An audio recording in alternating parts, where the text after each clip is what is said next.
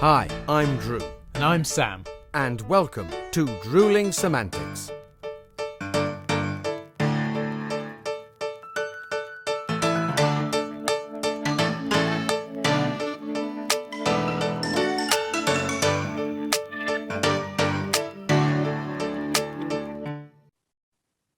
He's back! My pint-sized podcasting partner in crime is back where he belongs, under his sign. Welcome home, Drew. Cheers, Sam. Yes, I am indeed back, settled on the sofa of dreams. You may notice there's been a couple of new additions, a few new cushions thrown in there. And talking of new additions, a nice new pint poured. There we are. Have you locked and loaded? Yeah, you know it, mate. I'm there as well. Cheers to you. Good stuff. Cheers, buddy. Now, have you had a good week? How's your week been? Yeah, lovely. Thank you, mate. Really, really nice. What about you? I suppose you must be sort of sad that the show's finished, but happy to be back home. Yeah, I mean, I have to say I loved every minute of the play, Fighting Irish. It's true to say it'll probably always have a little special place for me because we kind of went through quite a bit to get it on. We were visited by the unwelcome guests for about 4 or 5 of the cast members. So I think we only had 2 days where all the cast were together in the rehearsal room until we opened, really. So it was quite tricky. But great venue, great fun. But I mean, it's always nice to be back home in your own bed. In my case, with my lovely wife, Verona, and my 2 lovely cats. Yeah. So lovely time, but back home in the bosom of the family. Yeah, no, I know what you mean, mate. I mean, I love being on tour or being away with a show, but as Dorothy said, there's no place like home. She said it like that, did she, mate? I mean, honestly, I think you're more Toto than Dorothy, aren't you, Sam? Oh, I see. Right, okay, hang on. So yeah, about a minute into you being back in the comfort of your home, and already the insults are flying. Cheers, mate. I appreciate your honesty. Mate, you know it is said with love. I mean, if we really meant any of the teasing or the meanness, I don't think we'd have made it through a single episode, let alone our 4th season, Sam. Yeah, shit, you're right. I mean, that is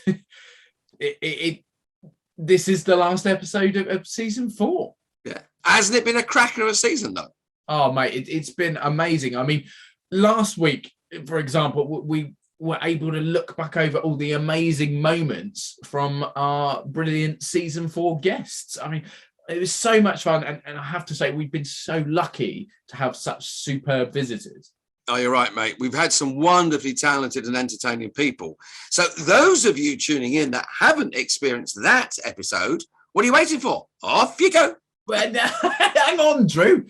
I mean, it's lovely that you're trying to get people to watch that one, but shouldn't we let them sort of get through this episode first? Yeah, you're probably right. Because today's episode promises to be a blinder too. I mean, it's all about us. Well, yeah, we couldn't end the season without our customary look back over all the interesting, weird, outrageous and memorable moments that we've had throughout the last 3 or so months. You're absolutely right, Sam. So whether you're a Drewling Samantics long-time viewer or you're joining us for the first time, here are the highlights of season 4 featuring me and him. Hello! We're here! Like, in person. We're real. I mean, touch me. Drew! There we are! Yeah, for anyone not watching on YouTube, we're in my living room. And it's the first time we've ever done Drewling Samantics from the same room when we weren't on location. When we have been working, yeah. We've been out and about and done obviously the odd bit where we've been doing a show or we've been backstage at something where we've been together. But this is the first time that we've done Drewling Samantics, the normal podcast show, YouTube show, whatever you want to call it. But in person, in the same room. Yeah. And actually, this is, and I might be wrong, is this the first time we've seen each other since mid-November? Yes, it is. Mid-November 2021. Oh, God. We're in 2022 now, or as some people say, 2022. But yes, so we are back. This is the first time we've been together in person since we did were we in Bristol? We did. We were in Bristol doing a dinner show, Yeah. interactive show. Yeah. And actually, this reminded me. So, last time we saw it must have been the 19th or 20th of November. It was a few days before your birthday. It was, yes, it was. And I remember leaving the house thinking, right, it's Drew's birthday. Got to remember to bring Drew's birthday present. Did I remember? No, you didn't, mate. Did I flag? Yeah. And there we go. There's the first There we swear are, word the of first season 4. F-bomb. There we go. Yes. However, now we're at mine. Your present is here. I knew there was a reason why I agreed to come. I knew there was a reason. Yeah, I'll come on, Sam, yeah. So happy birthday to you for November last year, Drew. Give me. Here it is. Give me. And it's so beautifully wrapped in a cardboard box. Oh, amazing. So- It says Drew. Oh, on there. yeah, Look, I've written Drew on Drew. top of the box. So I know. So, Just because so he knows I'm it's getting Drew. old and I don't know my name. Yeah. But, yes. I honestly do not know what this is. This is really exciting. This is really. Well, I thought I'd Thank you, surprise very you. kind. Not only are we Alright. surprising our viewers, those watching on YouTube. You're like going Look to at have to that. describe this for those not For watching. those that can't watch it, it is a plain brown box. Inside this lovely brown box is my very own Drewling Samantics mug. Look at that. With 2 mugs on it as well. Mug shots on a mug. There we go. Two mugs on a mug. Oh, no, There we are. well, technically 4 because we're on both Yeah, sides. we're on but, both sides. There we go. There you go. Happy birthday. Thank you mate. very much, mate. I shall. It's belated, but we'll use it in a minute. You can Yeah. have a cup of tea. I can have a cup of tea. I mean, we say we can have a cup of tea. No, we can't. This is Drewling Samantics. We're not. No, there's no tea here. But don't worry, we've not forgotten. So, in true Drewling Samantics style, here is a nice, fresh, look at that. fine, cold. Cheers, Drew. Actually, Fantastic. clean to see glasses. There we And go. Happy New Year, Happy New Year. everybody. There we go. I mean, we've had a couple of episodes out this year technically because is it a couple, because we had the best ofs. Best But ofs. this is the first time we've properly addressed everyone and said hello, welcome back to Drewling Samantics 2022, and welcome to season 4. Which Season 4. exciting stuff. Cheers, Drew. Yeah, a lot coming up. Cheers, buddy. Oh, interesting fact for you. I'm completely off topic today. Go. But I'm sure I remember. I think it must be the wonderful Stephen Fry. It must have been on an episode of QI. But I'm sure that there was a statistic, or the fact was that since boxers have worn gloves, so obviously if you go back far enough, they didn't wear gloves. It was just bare knuckle. That's how, or taped hands or whatever. Obviously the bare knuckle exists off TV or in certain realms, but it's not the kind of the main feature or whatever. But there are bare knuckle boxing leagues. I know it exists. It's just not hugely publicized in the same way. But supposedly, since gloves were worn, there have been more deaths in boxing. There would because you couldn't. It's something to do with the fact you cannot hit someone repeatedly with a bare fist without doing damage to your fist. You eventually break your hand. You cannot hit them anymore, or you cannot use your hands anymore. But with the gloves, you've got the protection there, so your hands don't get hurt. But you've still Also, got I mean, hitting. So I mean, if you hit someone with a bare fist and you knock them out, or you break their nose, or you bloody them, it's going to happen quite quickly. And as you say, it's going to hurt your hand. I would suggest also that with a gloved hand, you're going to hit them more times and do less damage. Therefore, you're actually at less physical damage. Like you're not going to break their nose, or you're not going to cut their lips, eyes, or whatever. But you're all. I mean, to knock someone out, you hit the chin. It's the brain that goes rattles in the head. yeah. That's what knocks you out. So if you're hitting someone with a gloved hand loads and loads of times, you're knocking their head about an awful lot. You're not doing the damage that is visible.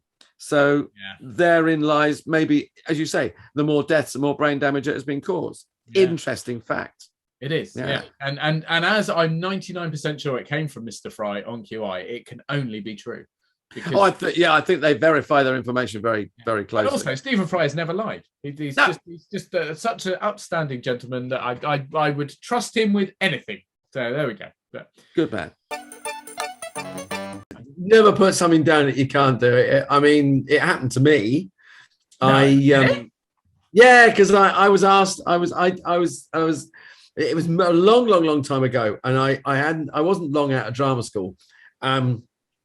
And I couldn't drive at that time. This is the whole bit. I couldn't drive. But I got a call from an agent or an agency. And they said to me, oh, there's a job. It's just a 1.5 or a morning and an afternoon filming over 2 days. And it was fairly local. It was down sort of like Brighton on the coast somewhere.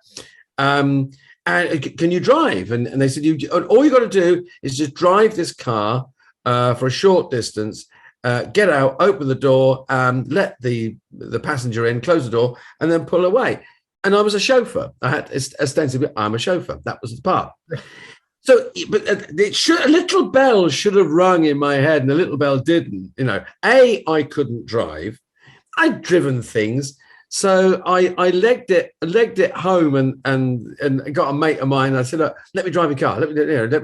How do I, So I could pull away from the curb, and they said, you haven't got, you've only got 50 yards to drive.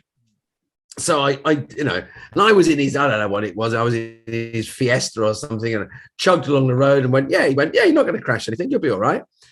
So I got to the film, and they gave me the chauffeur's uniform and everything. And then I walked down to where we were doing this shot, and there was a nice big long sort of driveway that led on to sand on the beach. And my job was to drive onto the beach and pick this sort of floaty, loving couple up in all these white sort of, he was in a white dinner jacket, and she was in a sort of floaty chiffon number, open the car door, drive it, and then sort of pull away down the beach. It's romantic.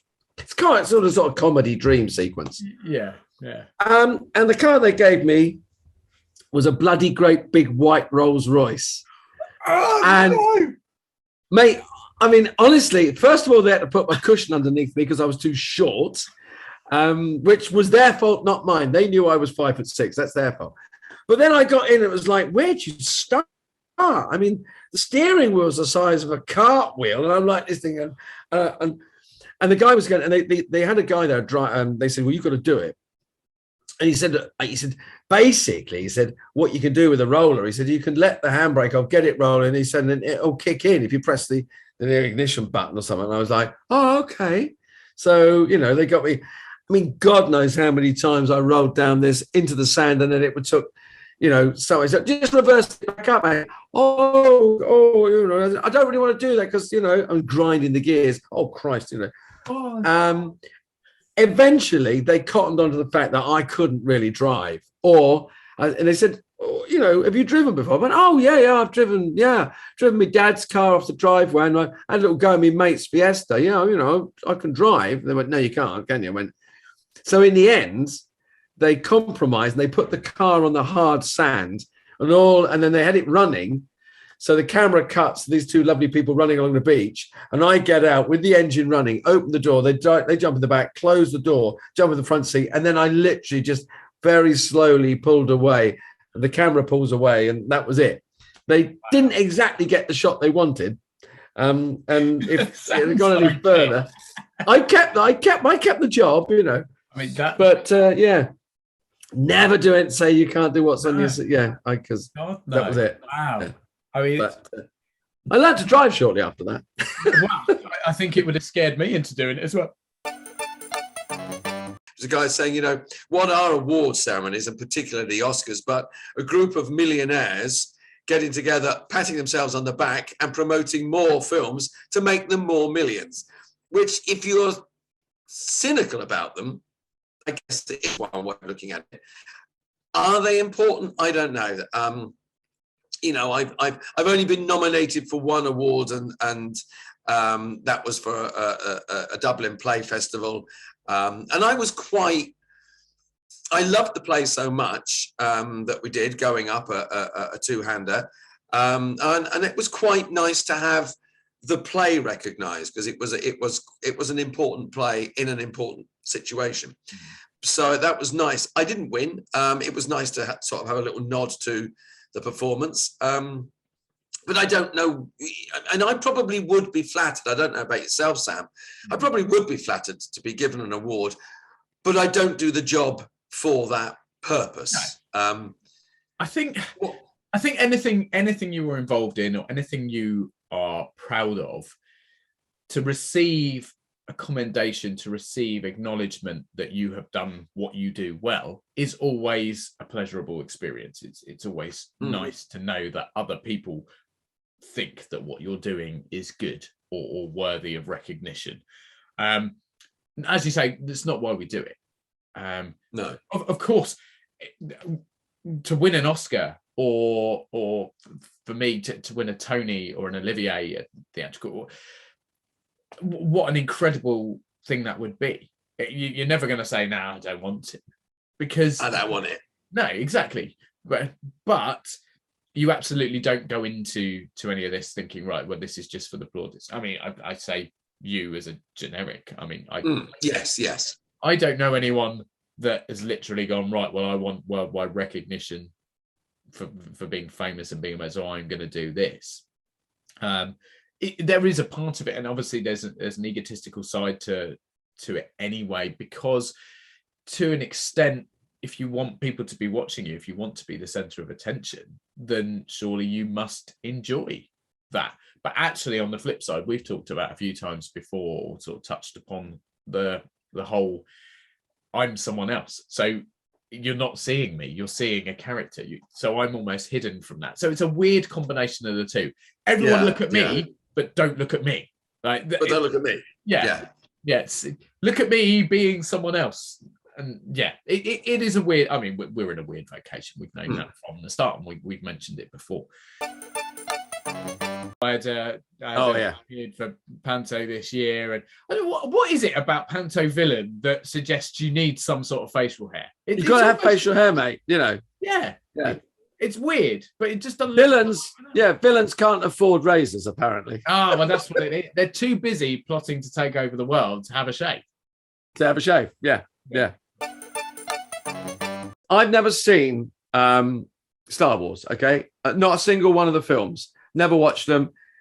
Okay, that's quite a bomb to drop. I mean, I'll be honest, I've only ever watched the original trilogy, and that's mainly because grumpy's not the right word, but I don't like change. And I'm like, those three films are so good, I don't want to see the modern versions in case they ruin it. So I'm going to just leave it, my memories, as this amazing trilogy. But so you've never seen any of them? I started watching, cut a long story short, we were on tour. I was on tour with a touring company, and I dropped the bombshell. I've never seen Star Wars. And they went, what? Okay.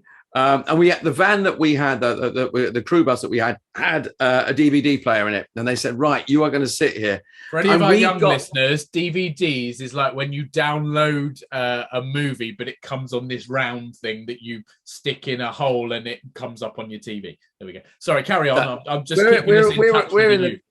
We're in the van, we put the DVD on, and we got about 35 minutes into the very first Star Wars. And I was going, okay, this is what the fuss is all about. Not bad. Yeah. The van broke down. we swapped vans on the A34 it was. The new van the guys gave us, we were on the way to a performance. The new van they gave us did not have a DVD player in it. That was the end of me watching Star Wars on tour. So I've never watched it. I've watched bits and pieces. I've dropped into 20 minutes. I've never got further than the first one. I'm aware of everything and, all that. I'm aware of it. Of course I am. I'm a huge sci-fi fan. But I've got to the point now where I've never watched it. So I'm never going to watch it. There's no point. I'm going to leave it there as something. I may get into my dotage, which I'm not far from now, you might say. And one day I'll go, do you know what? Sod it. I'm going to sit down and watch the lot in whatever order people tell me to watch them. I mean, it's not the first time there's been a huge controversy at the Oscars concerning a man and a woman. No, do you know, this is interesting because I think I know what you're going to talk about, and I don't really know the ins and outs, and I'm hoping you'll be able to explain. But what I will say is, people have said this is the most outrageous thing to ever happen at the Oscars. It's this Will Smith thing. When actually, if you're about to talk about what I think you're about to talk about, John Wayne, is that right? Yes. Yeah. Then this pales in comparison. So it's a bit of a... It kind of does. I mean, It was. I mean, some people may know the story of 1973. Marlon Brando was he won Best Actor for The Godfather, and he famously refused his Oscar and sent a Native American Indian woman to receive it, to refuse it on his behalf. And they met a day before the Oscar ceremony, and he wrote an 8-page speech that's yes, I mean, and you're given a minute, you're not going to get 8 pages out in a minute. Fast. Yes, and she was an activist, Shaheen Littlefeather, and she was basically protesting and raising awareness of the treatment of Native Americans in the film and TV, Native Americans in the film and TV industry. And Marlon Brando wrote this 8-page speech in support. And I bet it was incredible. If I bet it was amazing. It exists, if you can find a copy of it. God, if you can find that. But yeah, so basically he said, you can have that moment, reject my Oscar in support of you, and you've got a platform. And it was during that speech, during her, and she went on in traditional Native Indian, I won't say costume, but clothing, garb. Yeah. And standing in the wings was John Wayne, who it could be said is famous for killing more Native Americans in his films than anyone else. Yeah, thank you for adding in his films, just because yeah. Oh yeah, we'll clear that. But he was incensed by her appearance. It is said he was also incensed that someone should refuse an Oscar, but that's hearsay. But he was about to storm the stage and remove her from the stage, and had to be held back, famously restrained by 6 security guards. So she left the stage. He was still protesting. Behind the scenes, she was barracked, booed. There were famously tomahawk gestures made, and all this. So she was racially abused. Half the audience cheered, half the audience, I've been talking about the Oscars audience, half them cheered, half them booed. So there was a whole, but it was a huge thing. It had gender issues, racial issues, treatment of workers in films. John Wayne obviously felt slighted. Marlon Brando refused his Oscar. So there was a whole thing. It was a big, big moment. Did it harm the Oscars? No, because that was 1973 and it's 2022 and we're still here. Arguably, John Wayne and Marlon Brando were probably 2 of the biggest stars in Hollywood at that time. They were at loggerheads politically because I think John Wayne was famously very, very conservative, very right-wing. Marlon Brando was a libertarian. So politically, they stood at polar opposites. Did it do anybody any harm? Actually, in the end, probably only Shaheen Littlefeather, because she wanted to have a film and TV career, and she ended up working as a nutritionist, I think, really? Or a chemist or something. Yes. So she actually, Marlon Brando wasn't harmed. John Wayne wasn't particularly. The only person that really came out of it, losing anything, was her.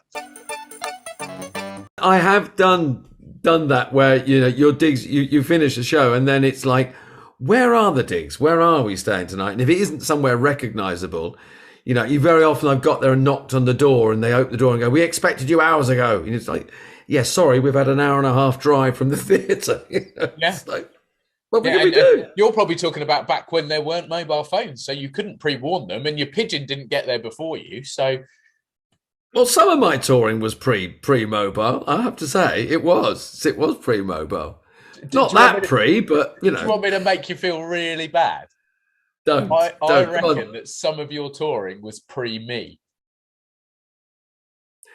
Moving on.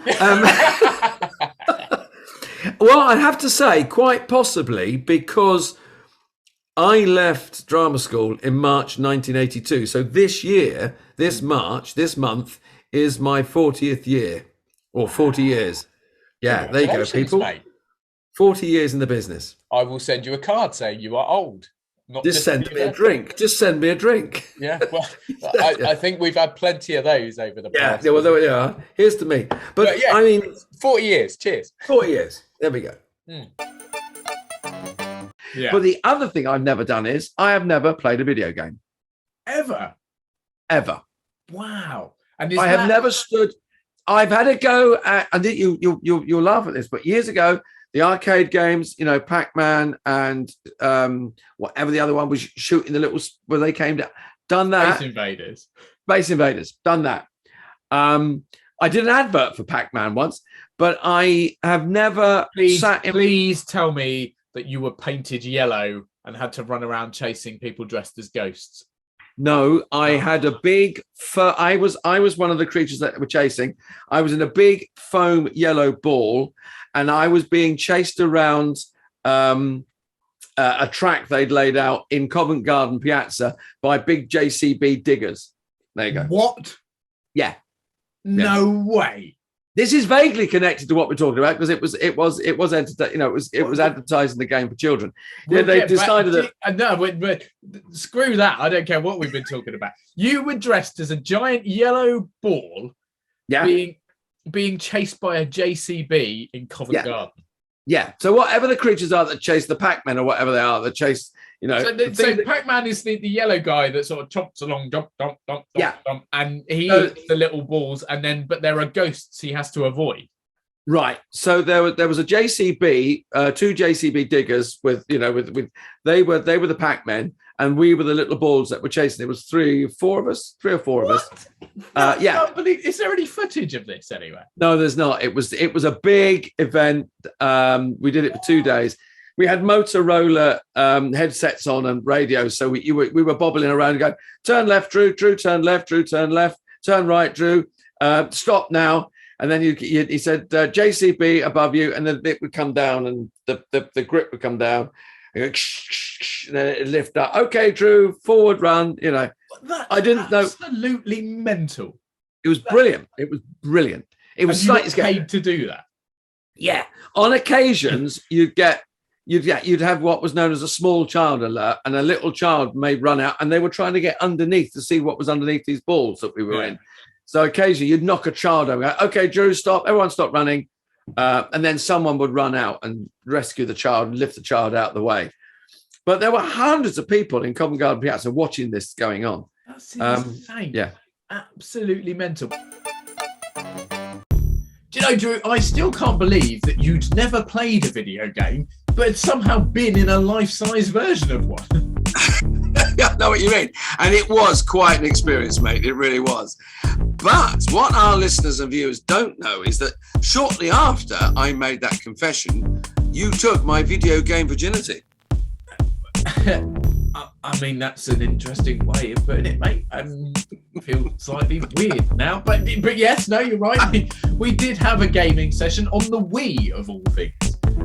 Yeah, we did, and I actually quite enjoyed it, mate. I think I've been gently converted, and I am definitely up for another go. And speaking of having another of something, I need a new beer. I'm back in a second. Right, you all sorted, Sam? Oh, yes, buddy. Got a nice cold one, and it's just in time for some more highlights. So, let's get back to it.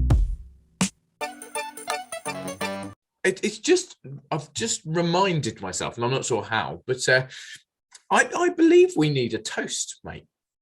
Yeah, we do, don't we? Yes, we do. I've just clicked, and we actually mentioned it outside. So I'm going to raise my bottle. I haven't got a glass. Please raise your glass, and everyone joining us, wherever you happen to be in the world, home, or at work, traveling around, please raise your appropriate beverages, if you can, to 1 year of Drewling Samantics. We are 1 year old. How wonderful. 1 year old. Cheers, Sam. 1 year old, 1 year's old. How's it? What? We are one. We are one. We are one. What's it? I'm sure the people that are nearby my digs again. Why is he shouting "We are one"? It's very. He joined a cult or something. Very. I was in a production of Full Monty, which is a stunning musical, adapted from obviously the original film, but set in America.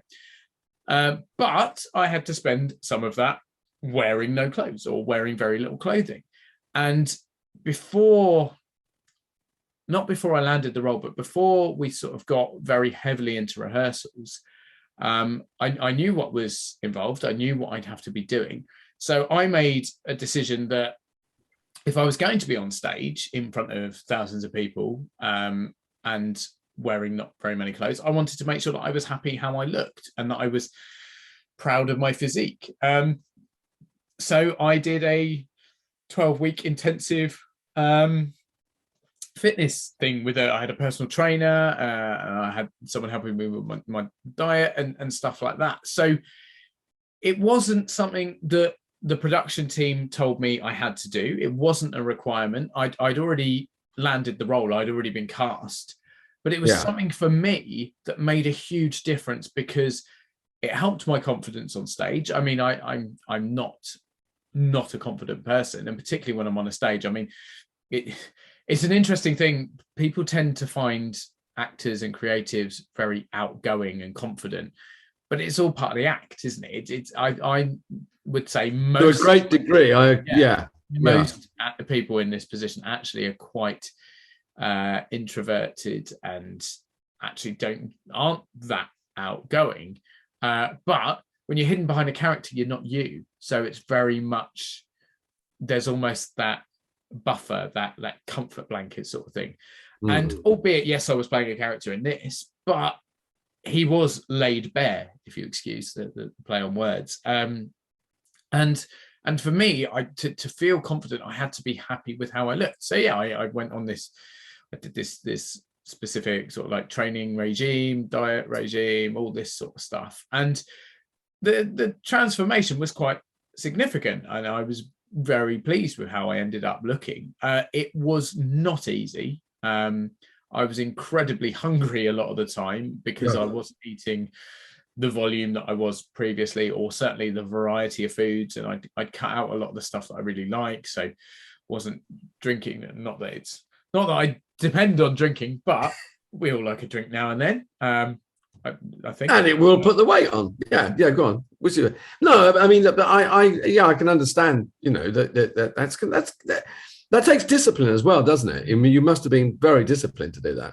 Yeah, it was not easy, but I had an end goal because I had the show, and I knew when the show was going up, and I knew that it wasn't just a case of I was doing it for me on a personal. It was, I knew, right, I'm about to be in front of people like this, so I want to know that I don't feel uncomfortable doing that, if that makes sense. So I had something to aim for. But yeah, no, it was incredibly difficult. It was very, very difficult to motivate at times. And I mean, you'll hear of people who go on diets and then have sort of like cheat days once a week or whatever. Because I was on a limited amount of time, I allowed myself one cheat day per month rather than per week. So it was very, very demanding. And I didn't end up looking like, I don't know, Hugh Jackman or Henry Cavill or one of these incredibly sculpted, huge, like muscle-bound guys. But how I started and how I ended was so drastically different that it definitely worked. And I've done it not to the same extent, but certainly for photo shoots when I've done some modeling work and various other bits, I've done it before and since. But it's not easy. And I think it's another example that we do at times have to really kind of put the extra effort and go that extra mile for what we want to be doing. Sometimes it might be as simple as just not shaving for a few weeks. Sometimes it might mean having the same food every day and planning your meals in ahead and making sure that you avoid certain foods and certain luxuries and things like that. I tell you what is the other thing is if anybody thinks that actors have a glamorous lifestyle, I start the day every day with 30 minutes of boxing conditioning warm up. Wow. I'm a shadow of my former self. Oh, they've got you all involved. Everyone warms up. It's ridiculous. Wow. Do you know what my warm up is? Don't. If it's a cup of coffee, I'll kill you.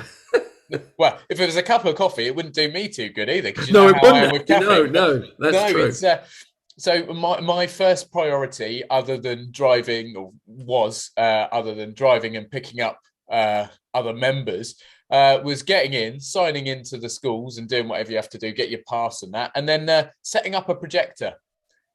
Yeah, hard life, mate. That was all I had to do. That's annoying. but right up my street, as you can imagine. Yeah, well, it is. Yeah, Mr. Technical gets his hands on the technical stuff. Brilliant. Well, yeah, so they leave me to play with leaving me to play with the gadgets and gizmos, and they'd get on and sort of costumes and do more important stuff, basically. And then my next important job was always sorting the lighting, making sure that the lighting on the stage or at the front of the hall was great, where the rest of it was darker so they could see clearly. Yeah, I mean, you know what I did at uni, don't you? I do. Yeah, degree, yes. So it's haunting me even in my performance. Like I've got this job. I'm now an actor. I'm fully fledged out there performing, and I'm still doing techie work. It's mental. Well, I mean, the thing is, you just naturally fall into it. I think people look at you and go, "Lovely, yeah, great, be great in this part. Lovely actor, yeah, it's going to be superb. Looks like you could handle a plug as well."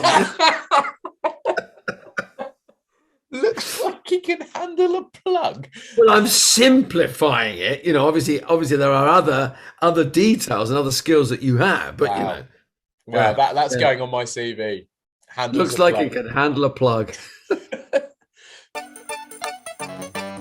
Here you go, throw you under the bus. What else have you learned, Drew, from doing a year of podcasting? Year of podcasting? Yes. It's certainly concentrated my mind. It's made me, because we broke that when we've had certainly some of our earlier episodes, we broke down to subject matter as a way of introducing ourselves to listeners and that, and we tackle different subjects. And as we had guests come on, and it's made me break down the way we work or the different departments of our work, and look at it and go, okay, you know, how much respect do I pay that branch of work? Should I be improving myself in that? Then you get a guest on, you go and you learn, you know, crikey, I didn't know that was, you know. However, you know, it's like you know, we had, you know, stuntmen on, a makeup artist, and you go, yeah, I see these people on set, and you know, I sit in a makeup van and drink a cup of coffee and, you know, have a lovely conversation and go out of there and go and shoot. But then you get to learn what these wonderfully talented, gifted people have in their lives and how they regard us as well. That's the other thing, you know, to be you know, an actor is yes, I need to you know, when we spoke to Grace and she was saying, you know, about, you know, makeup and everything, she's saying, yeah, I look at that person, I have to make Becky Grace. But yeah, well, you know, we spoke to Becky and she said, you know, I look at that face, I have to make that person. I worked with that person backstage when she was working on shows and that, and you know, and you think, yeah, that's a job. So it's certainly what I've learned from podcasts is to appreciate people's skills a lot more, and to help them when they're working. So when I was doing Panto and directing the Panto, I paid an awful lot more attention to what the wardrobe department had to do, what the stage management. I mean, I've always been appreciative of them, but when they said, "Oh, that's not going to work because of," I went, "Yep, there's no question about that. We don't have to second guess that. You're right." I'll leave you with this little nugget of information and deal with this how you will, and then the same to all our wonderful listeners and viewers out there. So, best stunt coordination has been proposed as a new Oscars category every year, or was proposed every year between 1991 and 2012, and it was rejected every single year. That's 20 years it's been rejected. Take from that what you will. That's extraordinary. But that to me is very strange. Yeah, I mean, something springs to mind, and I cannot remember. And you'll either hate me for this, or I can't remember if we've mentioned it before on the show. But I know that you had to do a very specific audition where you had to embrace the side of yourself that you've certainly never needed to before. Do you know where I'm going with this? Do you remember? I'm trying to remember. Do you remember you had to play a four-legged friend? Oh, you're talking the cat one. I am referencing an audition that you did where Cat. you were a cat. The cat self-tape, yes, way back during the time of the welcome guest, and I was doing, it was for a short film, and I think we've glossed over this, but at one point, I had to play. I'm not letting you gloss over it now, mate. Now, this is it. Yeah, it was. I mean, we with self-tapes becoming more and more popular, useful. And necessary. And as you know, you asked to do a self-tape, and you try wherever possible, or if you're asked to wear the right clothes, to give them an idea, because with the unwelcome guests, sometimes that was the only time they were going to see you. We weren't able to do face-to-face auditions. No. It wasn't like you could go in to do an audition and say, okay, could you come back next time wearing an overcoat and a trilby so we can see what you look like as a character. So that was your one shot at getting it right. And in this instance, the character he dresses up as a cat because he likes to be a cat. He wants to be a cat, and there's nothing sexual about it. He just feels he just needs an hour or so every day to play with a ball of wool, dressed as a cat, and he's looking for someone to be a cat sitter. So I was auditioning for the guy there's nothing sad about it. There was nothing kinky. There was nothing. It was just a story about a guy who is like someone who I don't know, likes to sail boats. Someone who goes yachting for the weekend. It's his hobby. And this guy's hobby was to dress as a cat. So they wanted me as far as possible to. In the film, he was wearing I think it was like a rubber suit, latex suit, and a cat mask with ears and a tail. That was all he could get to make himself look like a cat. So I had some black. They were like thermals, black thermals. They were skin thermals.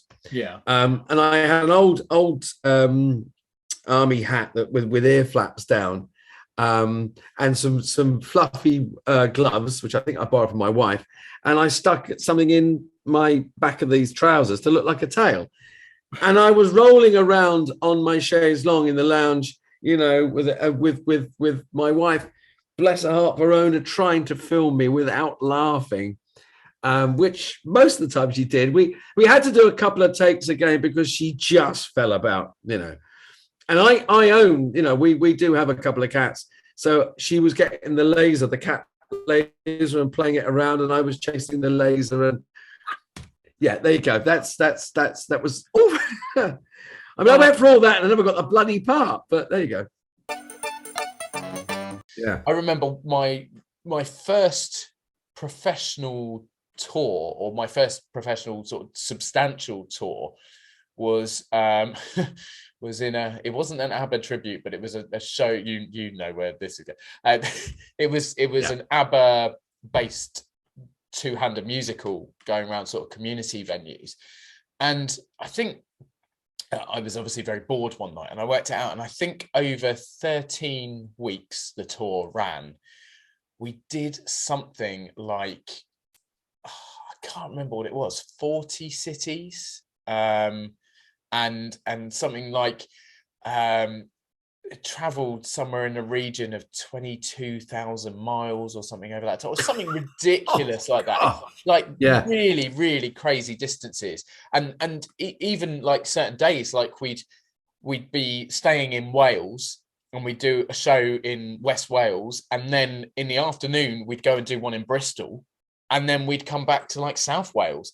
Because it was just such a busy tour. I mean, we were doing 3 shows a day, 6 days a week. And normally the 7th day was traveling to doing the big distance. So if we were in Newcastle, for example, which one of my favourite places I've ever performed, just such a lovely city, maybe next day we'd be in Leeds. So we'd have to do that fairly substantial drive, because what's that, a couple of hours, which you can't do in between shows necessarily unless you absolutely have to. You've got to have a day. I mean, it's interesting because you say you travelled all those distances and those odd. We have no control over that. No.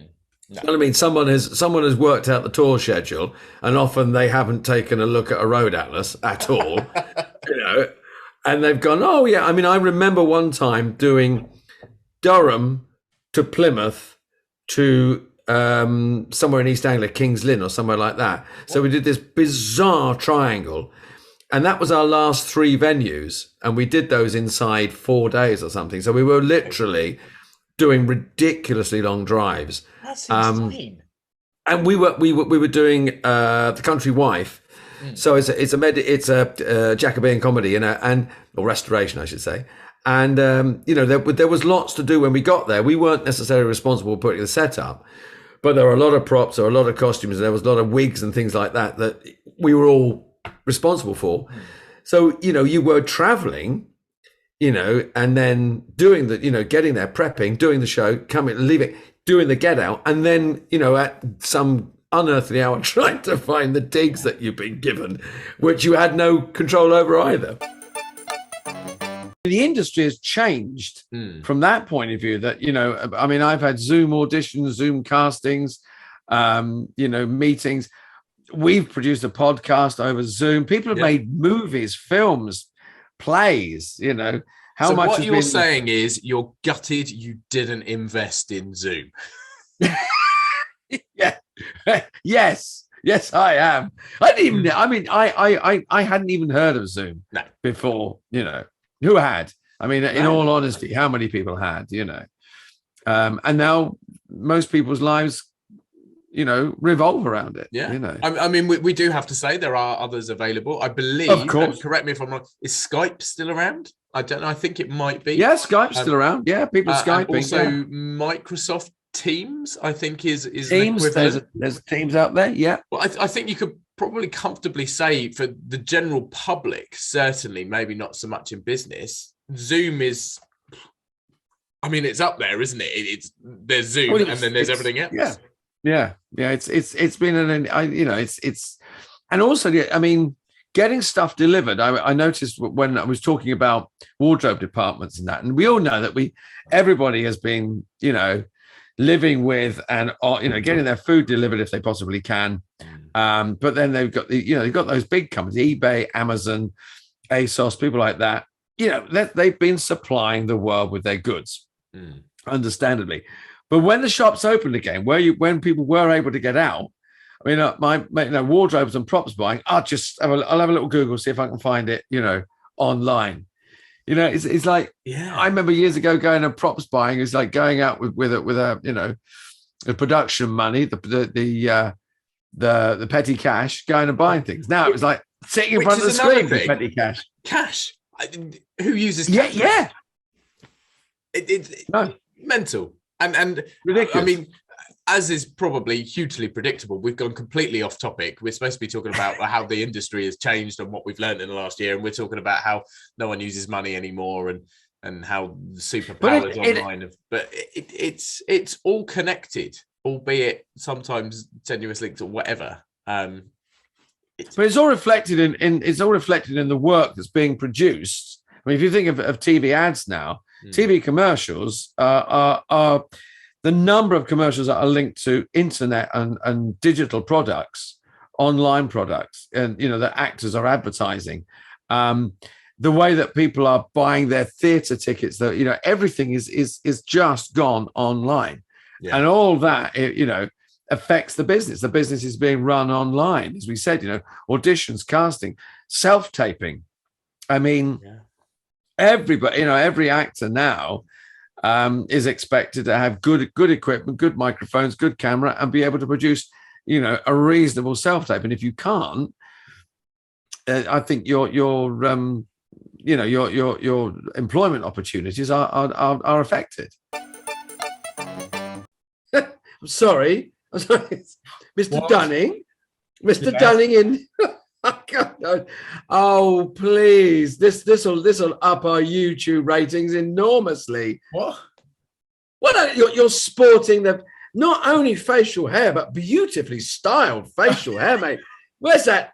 How old is that, Tash? That's straight from the 70s, isn't it? Wow. Okay. So what we're establishing week by week is that I can't do anything without it amusing you in some way, shape, or form. Well, it's about time it was my turn. That is a very good point. Well, yes, I am indeed sporting what can only be described as well, it's a porno, Tash, isn't it? It's a 70s like Magnum. It is Magnum PI. That's probably what I should have gone for, actually. Yeah.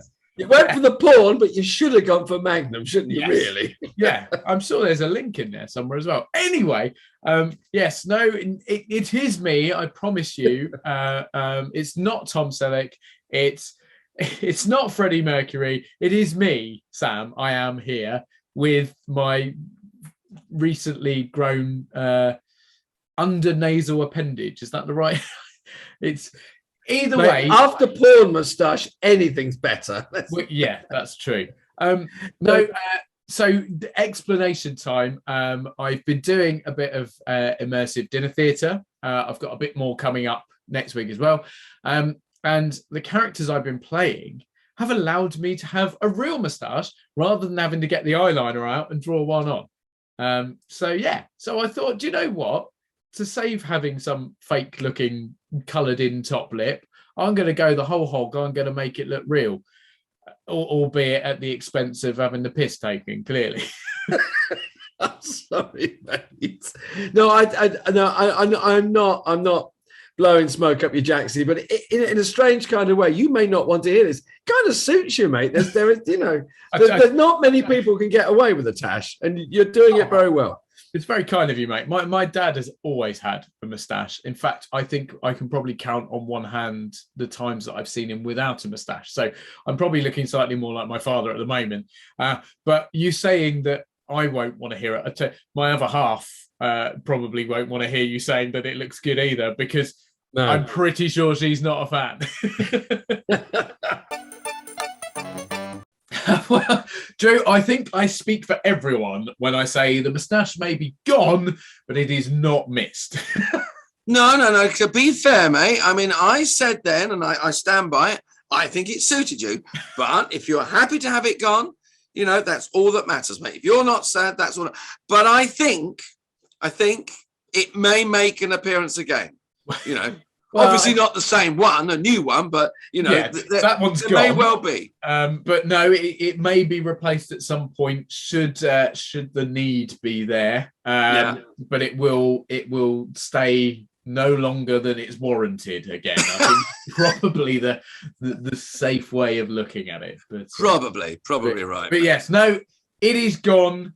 Maybe to come back in the future. And speaking of the future, what have you got coming up, mate? Well, I've got in the immediate future, I've got a self-tape to do over the next couple of days for a little charity ad, which is nice. But basically, it's like, when you've been away touring or away from home on a show, you get back and there are always things to catch up with. There's always, a little bit, I've got a little bit of paperwork and admin to do.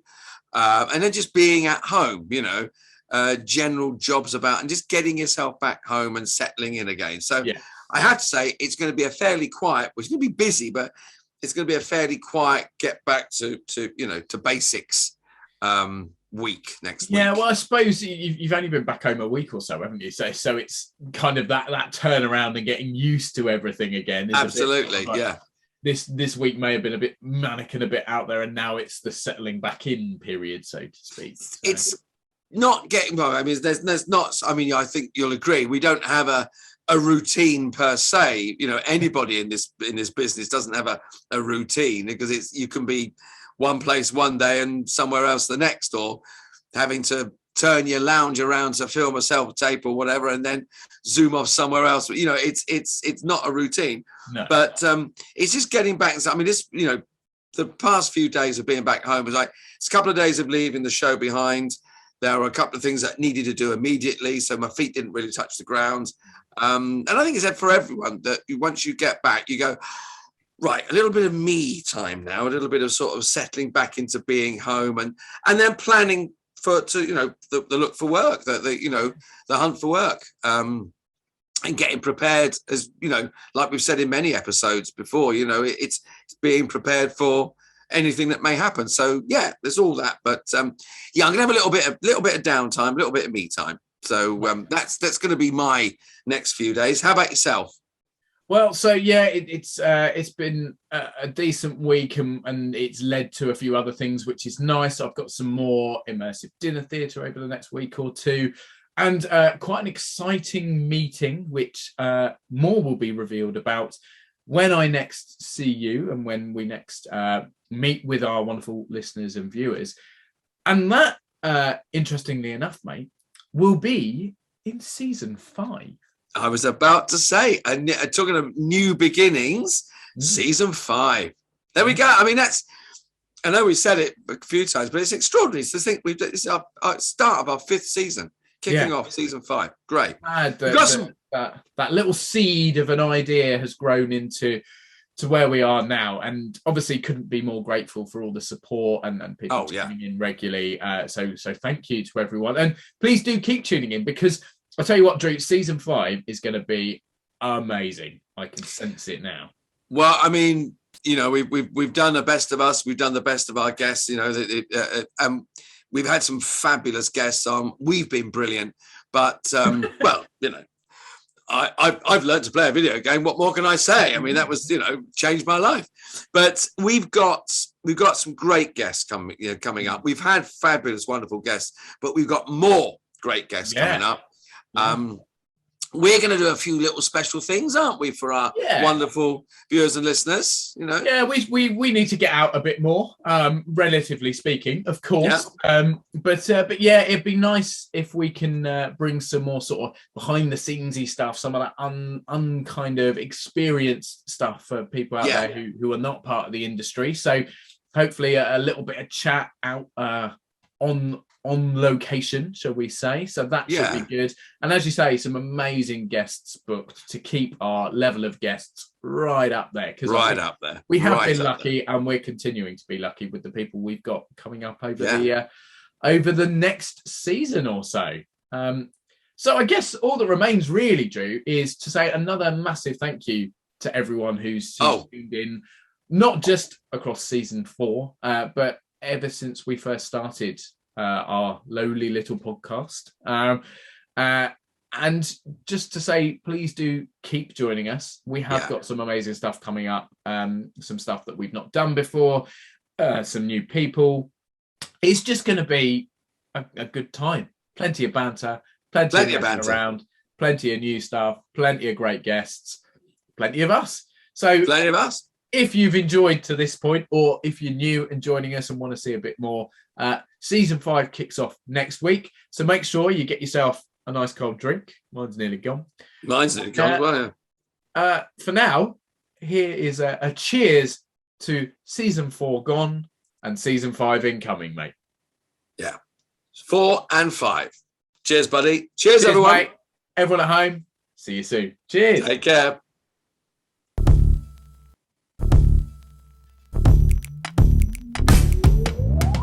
Thank you for tuning in. We hope you've enjoyed this special highlights episode of Drewling Samantics. If you have, then make sure you go and watch all our previous episodes in full for even more fun and interesting content. Please consider subscribing to our channel too, and you'll get notified every time a new video is released.